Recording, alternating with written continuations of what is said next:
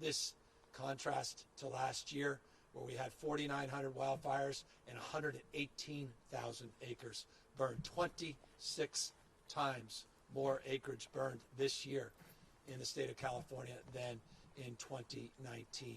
Tens of thousands of people being evacuated. The science is absolute. The data is self-evident. The experience that we have in the state of California just underscoring the reality of the ravages of climate change. And when I talk about the challenges here in Butte County, it's not lost on anyone who lives up here. The 200,000 people that were evacuated a few years ago in 2017 related to the spillway here on the Lake Oroville Dam, where we had to evacuate because of the massive amount of water and the runoff into the lake, where the lake was overflowing because, again, of the acuity of extremes, because of the climate. And so we say this often, and I'll say it again: the hots are getting a lot hotter, the dries are getting a lot drier, and the wets are getting a lot wetter. That's climate change. That's what the scientists predicted. That's the reality that we're experiencing here in the state of California. We have to own that reality, and we have to own a response to that reality. And one thing that's crystal clear to me, good enough never is. In the state of California, while it's led as it relates to climate change, we've got to step up our game. While we have audacious goals, while we're leading the nation in low carbon green growth, as we've led the nation in our efforts to decarbonize our economy, we're going to have to do more. And we're going to have to fast track our efforts. Well, it's nice to have goals to get to 100% clean energy by 2045. That's inadequate to meet the challenges the state and I argue this nation faces. We're going to have to fast track our efforts.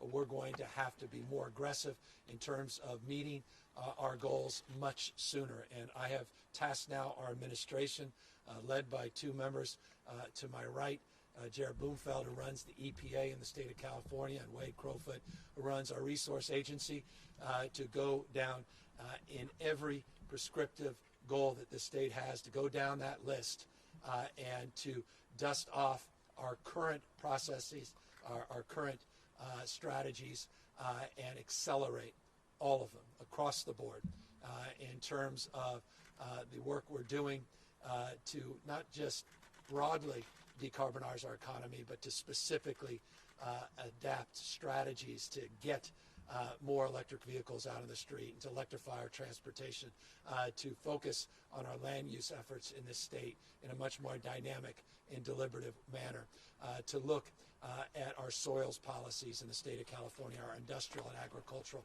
policies in the state of California. Across the entire spectrum, our goals are inadequate to the reality we're experiencing. Mother Nature's three things, been said by many people. Mother Nature is physics, biology, and chemistry. She bats last, and she bats 1,000. That's the reality we're facing, this smash mouth reality, this perfect storm. The debate is over around climate change. Just come to the state of California. Observe it with your own eyes. It's not an intellectual debate. It's not even debatable any longer. What we are experiencing, the extreme droughts, the extreme atmospheric rivers, the extreme heat. Just think, in the last few weeks alone, we've experienced the hottest August in California history. We had 14,000 dry lightning strikes over a 3-day period. We're experiencing temperatures, world record-breaking temperatures in the state of California, 130 degrees, arguably the hottest recorded temperature in the history of mankind in the state of California just a few weeks ago. We had 121-degree temperatures in LA County. Burbank Airport, 114 degrees. It was 103 degrees in one part of the state of California at 3 in the morning. You've seen the images now strewn across the rest of the globe, these orange glows, the quarter-inch thick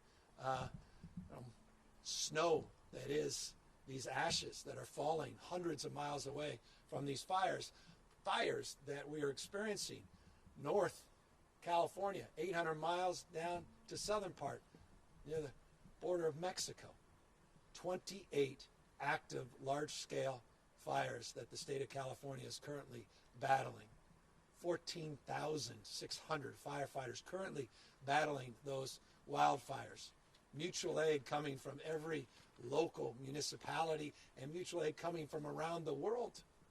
We had firefighters come in from Israel.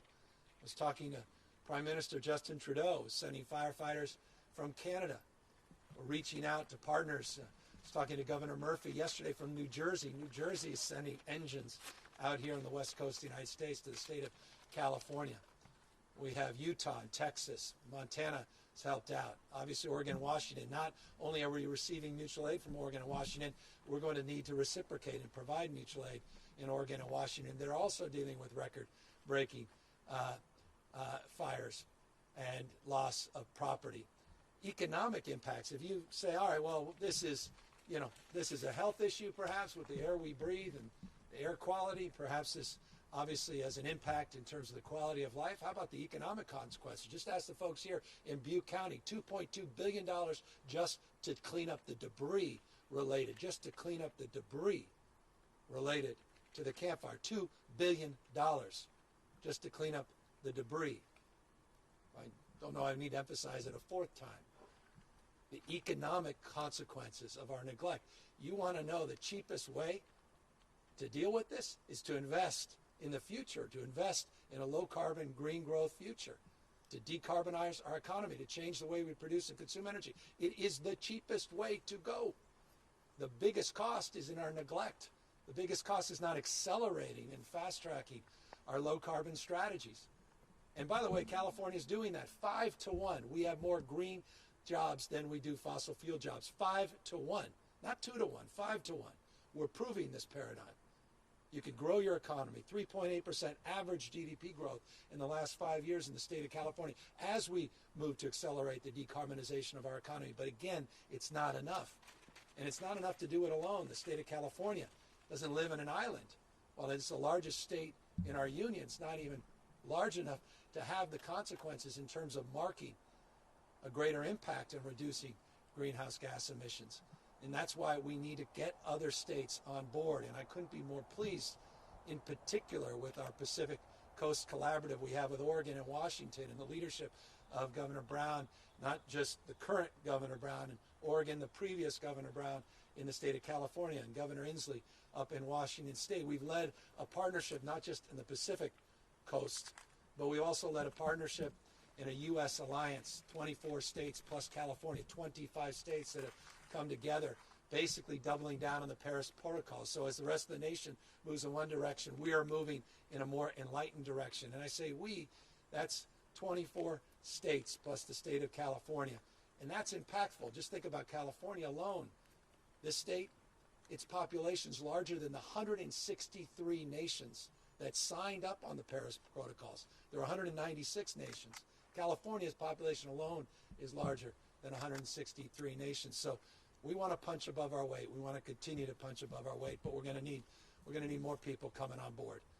We're involved in dozens and dozens of lawsuits against an administration that doesn't see eye to eye with us on this.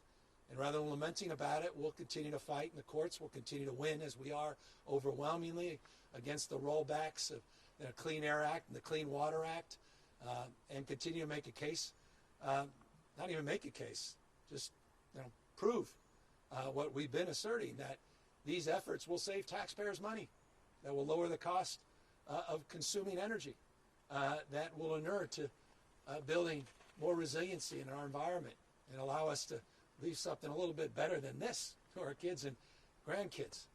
People that want to roll back vehicle emission standards so you could spend more money at the pump and produce more greenhouse gas emissions to create more of what you see around me, that's beyond the pale of comprehension.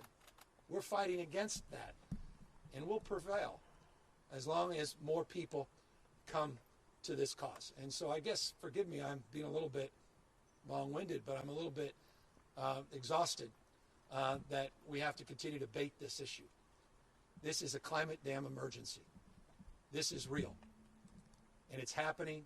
This is the perfect storm. It is happening unprecedented ways, year in, year out. And you can exhaust yourself with your ideological BS by saying, well, 100 years ago we should have done this or that. All that may be true. And I'm not going to suggest for a second that the forest management practices in the state of California over a century plus have been ideal, but that's one point, but it's not the point. The reality here is the mega fires that we're experiencing come from these mega droughts that we've experienced. 150 dead trees, million dead trees in our forests in southern Sierras, beetle-infested forest, those mega droughts impacting the mega fires. There's something else going on, not just bad past practices over a century related to forestry.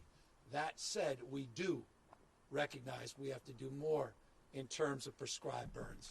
We do have to do more on vegetation management. We do have to do more on our forest management efforts. And by the way, the state of California is doing more than it's ever done in that space. 35 high-profile projects we got done would have taken it 10 years based upon previous past practices. We were able to get those things done in 15 months. These fuel breaks that you're seeing, these high-profile fuel breaks, including, by the way, just a stone's throw from here, efforts 5 years in a row to create fuel breaks that have actually saved a lot of property, potentially lives, just in this area. We recognize our responsibility to do more in that space as well. And we're doubling down on that still from what we did last year with a partnership with the federal government, the U.S. Forest Service, where we did a memorandum of understanding so we commit to the next few decades to do more in partnership to double the amount of acreage that we're covering through our forest management efforts. So we do recognize that, but that's not just the issue here in California, Washington, Oregon, and other western states. When you have a heat dome over the entire west coast of the United States, when you have temperatures, record-breaking temperatures, record droughts, then you've got something else at play. And that's exactly what the scientists have been predicting for half a century. It is here now. California, folks, is America fast forward.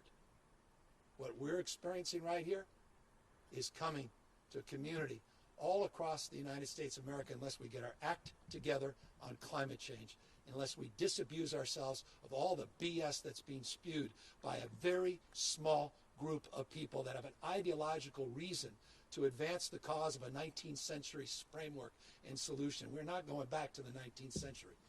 We're not apologists to that status quo. We believe in the fresh air of progress versus the stale air, emphasis, stale air, normalcy. And so that's California. We're going to leap in the future. We're going to accelerate our low-carbon green growth strategies.